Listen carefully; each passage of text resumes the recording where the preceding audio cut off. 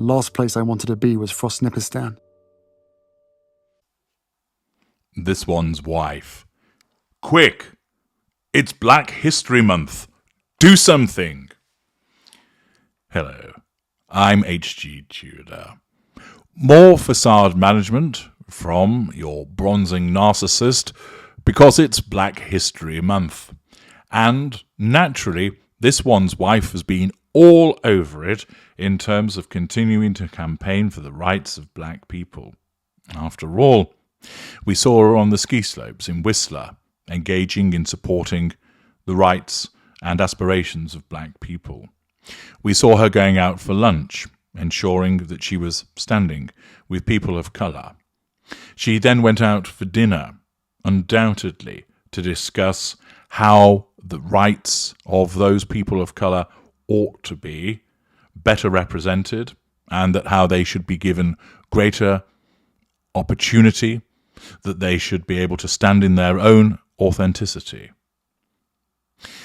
We then learned about the fact that this one's wife popped up in a video, which was all part of ensuring that the rights and aspirations of people of colour are recognised amongst rescue dogs and animal charities. Yes, her recent publicity blitz has all been about supporting Black History Month, hasn't it? Except it hasn't, because as usual, it's all been about this one's wife, and the issue of colour is just a convenient thing that this particular comedian utilises in order to make herself look good. And she's at it again, not only by way of character trait acquisition, facade management, but furthermore, the fact that it shows just how lazy she is when it actually comes to these things, which demonstrates that it's entirely superficial, that there is no depth in relation to her supposed support of these schemes, that she apparently has this belief. No. It's People.com, of course, one of the supine publications, and Janine Henney tells us how this one's wife and Prince Harry's Archwell Foundation celebrated Black History Month. The plot thins.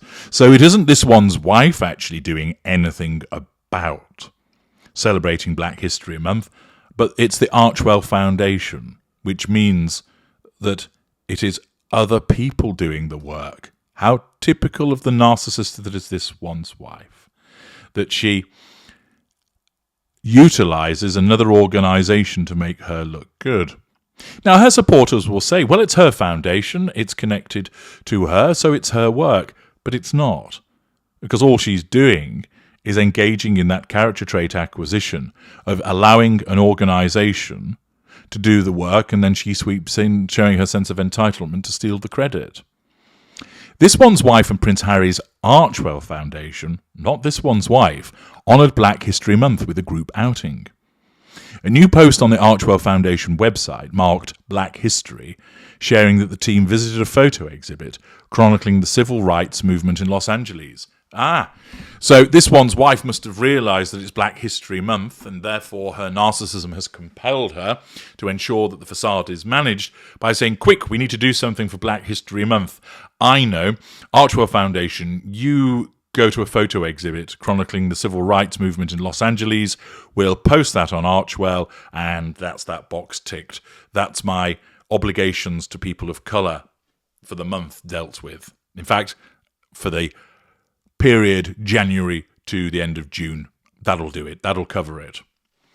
The update came below the banner AWF celebrates Black History Month and began, during Black History Month, the Archwell Foundation continued to celebrate the many black leaders and change makers who have made a significant global impact on policy, culture and society. During a recent team visit to the Skirball Cultural Centre, and I can wager that this one's wife didn't go,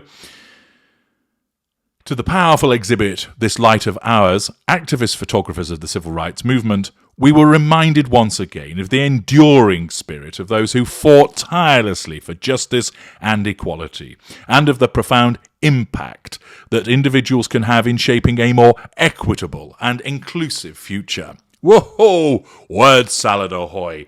And if we were playing bullshit bingo, your card would probably have been filled by now, as we have global impact, powerful, enduring, tirelessly, profound impact, shaping, equitable, inclusive. Oh, all the buzzwords are there. Once again, someone at Archwell has picked up the set of fridge magnets that are kept on the central desk and has thrown them at the fridge, and then has taken what has landed and sort of rearranged them into sentences which seem to make sense to ensure that all of those buzzwords are included, including two impacts, a global impact and a profound impact. Don't you feel so much more knowledgeable for having received that word salad into your conch-like ears? But there's more. Oh yes, hold on, dear people.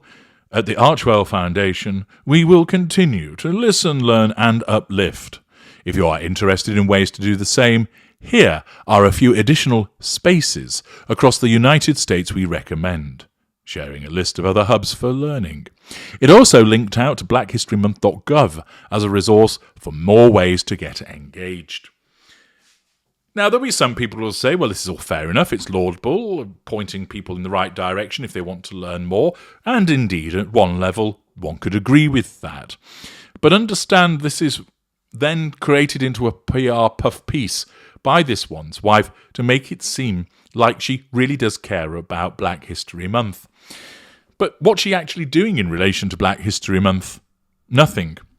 She's just engaging in her commandeering of character traits, that it's Black History Month, that the Archwell Foundation paid lip service to it, and because she's connected to the Archwell Foundation, she therefore should gain some credit from that. She utilises all of this for the purposes of control, drawing fuel by way of response, and managing that facade. According to the Skirball Cultural Centre's website, This Light of Ours, activist photographers of the civil rights movement, was on view from October 2023 until Sunday. The Duke and Duchess of Sussex have shown support for Black History Month before and called for the end of structural racism. Yes, in a joint interview in October 2020, bringing up the past. Black History Month is celebrated in the UK each October, and the conversation marked the couple's first interview with a British outlet since stepping back from their royal roles and relocating to this one's wife home state of California earlier this year. Speaking to the Evening Standard, Prince Harry spoke about his awakening to the lack of opportunities for people of colour since he met his wife, this one's wife, who is biracial. Because I wasn't aware of so many of the issues and so many of the problems within the UK and also globally as well, I thought I did, but I didn't, he said over a Zoom call from the couple's home. You know, when you go into a shop with your children and you only see white dolls, do you even think, that's weird, there is not a black doll there? And I use that as just one example of where we are as white people who don't always have the awareness of what it must be like for someone else of a different coloured skin, of a black skin, to be in the same situation as we are, where the world that we know has been created by white people for white people, he continued, attempting to regurgitate what his wife had told him and failing terribly before then turning around and watching the film Zulu.